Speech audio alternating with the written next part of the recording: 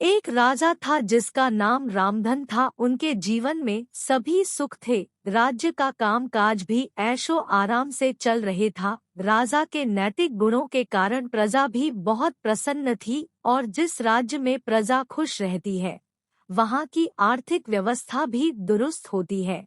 इस प्रकार हर क्षेत्र में राज्य का प्रवाह अच्छा था। इतने सुखों के बाद भी राजा दुखी था क्योंकि उसकी कोई संतान नहीं थी। यह गम राजा को अंदर ही अंदर सताता रहता था। प्रजा को भी इस बात का बहुत दुख था। वर्षों के बाद राजा की यह मुराद पूरी हुई और उसे एक पुत्र की प्राप्ति हुई। पूरे नगर में कई दिनों तक जश्न मना। नागरिकों को राजमहल में दावत दी गई। राजा की इस खुशी में प्रजा भी झूम रही थी। समय बीतता जा रहा था। राजकुमार का नाम नंदन सिंह रखा गया। पूजा पाठ एवं इंतजार के बाद राजा को संतान प्राप्त हुई थी, इसलिए उसे बड़े लाड़ प्यार से रखा जाता था। लेकिन अति किसी बात की अच्छी नहीं होती। अधिक लाड़ ने नंदन सिंह को बहुत बिगाड़ दिया था। बचपन में तो नंदन की सभी बातें दिल को लुभाती थी, पर बड़े होते होते यही बातें बदतमीजी लगने लगती हैं।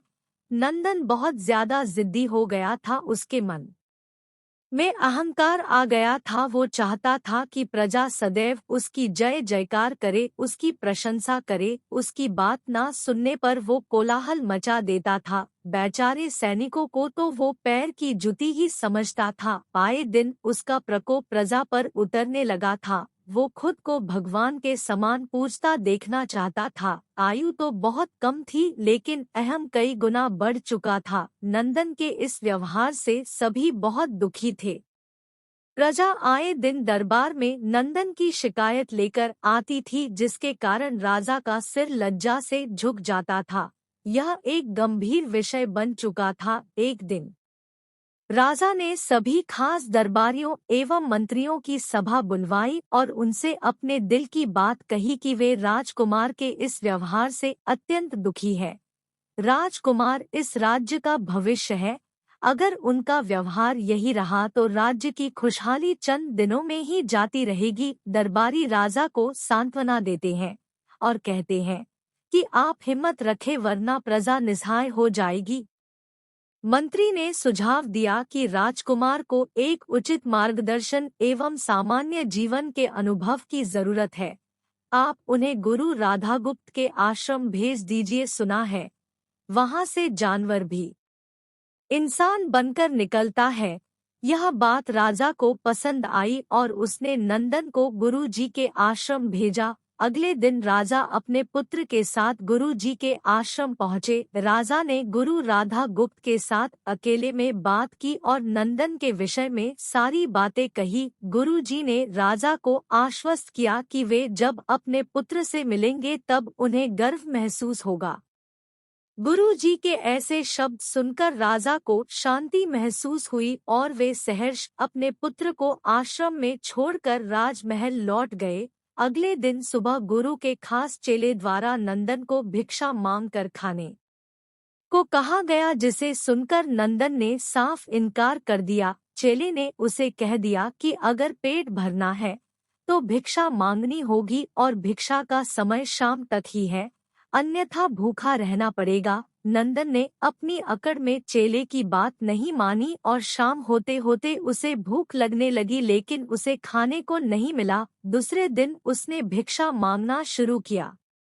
शुरुआत में उसके बोल के कारण उसे कोई भिक्षा नहीं देता था, लेकिन गुरुकुल में सभी के साथ बैठने पर उसे आधा पेट भोजन मिल जाता था। धीरे धीरे उसे मीठे बोल का महत्व समझ आने लगा और करीब 1 महीने बाद नंदन को भरपेट भोजन मिला, जिसके बाद उसके व्यवहार में बहुत से परिवर्तन आए। इसी तरह गुरुकुल के सभी नियमों ने राजकुमार में बहुत से परिवर्तन किए, जिसे राधा गुप्त जी भी समझ रहे थे। एक दिन राधा गुप्त जी ने नंदन को अपने साथ सुबह सवेरे सैर पर चलने कहा। दोनों सैर पर निकल गए। रास्ते भर बहुत बातें की।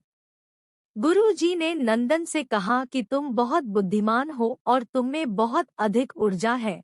जिसका तुम्हें सही दिशा में उपयोग करना आना चाहिए। दोनों चलते चलते एक सुंदर बाग में पहुंच गए, जहां बहुत सुंदर सुंदर फूल थे जिनसे बाग महक रहा था। गुरुजी ने नंदन को बाग से पूजा के लिए गुलाब के फूल तोड़ने कहा। नंदन झट से सुंदर सुंदर गुलाब तोड़ लाया और अपने गुरु के सामने रख दिए।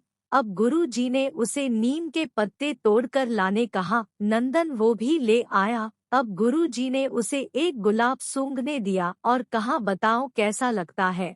नंदन ने गुलाब सूंघा और गुलाब की बहुत तारीफ की। फिर गुरुजी उसे नीम के पत्ते चखकर उसके बारे में कहने को कहा।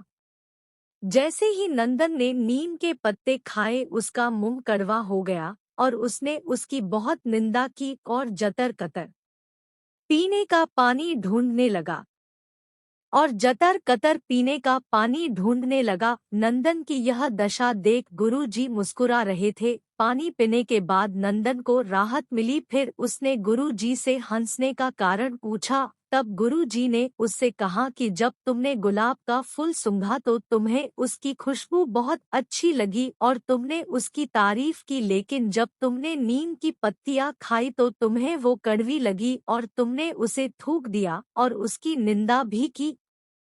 गुरुजी से नंदन को समझाया, जिस प्रकार तुम्हें जो अच्छा लगता है तुम उसकी तारीफ करते हो, उसी प्रकार प्रजा भी जिसमें गुण होते हैं उसकी प्रशंसा करती है। अगर तुम उनके साथ दुर्व्यवहार करोगे और उनसे प्रशंसा की उम्मीद करोगे तो वे यह कभी दिल से नहीं कर पाएंगे। इस प्रकार जहाँ गुण होते हैं वहाँ प्रशंसा होती है। नंदन को सभी बातें विस्तार से समझ आ जाती है और वो अपने महल लौट जाता है। नंदन में बहुत परिवर्तन आता है और वो बाद में एक सफल राजा बनता है। गुरु की सीख ने नंदन का जीवन ही बदल दिया। वो एक क्रूर राजकुमार से एक न्यायप्रिय दयालु राजा बन गया। इस कहानी से हमें यही शिक्षा मिलती है कि हम में गुण होंगे तो लोग हमें हमेशा पसंद करेंगे, लेकिन अगर हम अवगुणी हैं तो हमें प्रशंसा कभी नहीं मिल सकती। वीडियो कैसी लगी कमेंट करके जरूर बताएं। चैनल को लाइक एंड सब्सक्राइब करें।